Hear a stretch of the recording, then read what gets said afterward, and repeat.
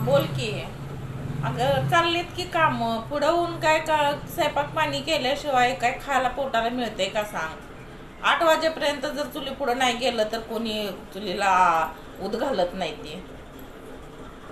होय काय करणार. होय तुम्ही सगळी सांगत होता. आम्ही पण सांगून सांगून कंटाळलं की, खरं या पोरानं ऐकलं नाही की. नको म्हटलं बाबा, ती पाया पडून सांगतो म्हटलं, ती पोरगी नको आपल्याला. तर आणून ठेवलंय सोंग घरात. आणि बोलायच्या आणि चोरी. एकाचं दोन करून लगेच कान भरत्या नवऱ्याचं. मग ते आलं की तरच होतोय आमच्यावर. काय जाऊ दे तिकडं, आपण आहे तोपर्यंत आपल्याला करून खायचे नशिबाला आहे. आणि काय दुसऱ्यासनी बोलून उपयोग आहे.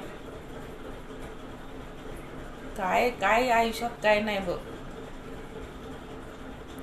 अगं किती चांगली पोरगी होती ती. त्याला म्हणलं होतं ही करू नकोस आणि हे सॉंग घेऊन आलाय ना आता. वट्ट ऐकत नाही.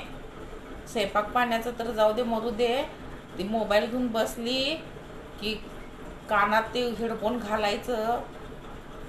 काय केलं नाही ऐकायचं नाही असं ठरवलंय तिनं. आणि आई संग 2-2 तास फोनवर बोलत असते. काय बोलते त्या कुणास ठाऊक रोज उठून. कान भरते म्हणून तर असं झालंय. काय करणार सांग. जाऊ दे, आपलंच फाटक आहे. काय म्हणतात तसं. आपलं धड नाही आणि दुसऱ्याला कशाला बोलायचं असं माझं तर मत आहे.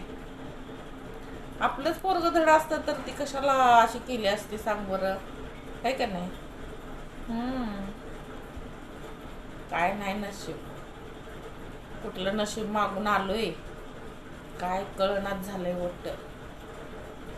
मग काय, शेतात तिथं राबून यायचं आणि संध्याकाळी आलं की इथं चुली पुढं बघितलं तर चुलीला काय सगळं चुलीत पाणी ओतून ठेवल्यागत. हा, चहाचं कप. अगं पाण्याचा तांब्या कोण घोटभर पाणी पाजन आणि तू चहाचा कप सांगा लागलीस. चहाचं जळू दे तिकडं. करते आता वांग आणि बटाटा करते. काय करायचं, काय तर करून खायचं पोटाला आपलं. त्यांच्या नादाला लागलं म्हणजे रात्री 12 वाजेपर्यंत बसून चालतंय आपल्याला.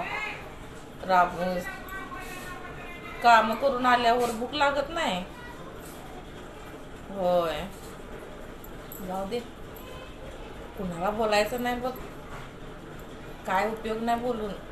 आपलंच तोंड दिसणार आहे, दुसरं काय नाही.